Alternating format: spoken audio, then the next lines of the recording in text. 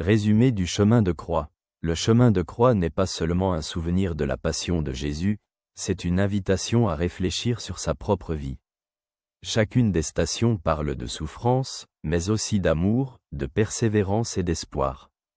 Jésus ne s'arrête pas à la douleur et à l'injustice, il continue jusqu'à la fin, car son but n'est pas la mort, mais la résurrection. Chaque personne, dans sa vie, traverse son propre chemin de croix. Il y a des moments où apparaissent l'injustice, la souffrance, la solitude, les chutes. Parfois, la vie semble trop difficile et la croix écrase. Parfois, il semble que Dieu se tait, qu'il n'y a pas d'issue. Mais Jésus montre que même alors, on ne peut pas abandonner. Il a traversé la plus grande souffrance et a montré que le dernier mot n'est pas la mort, mais la nouvelle vie. Le chemin de croix est une leçon. De ne pas avoir peur des difficultés, car elles peuvent mener à quelque chose de plus grand.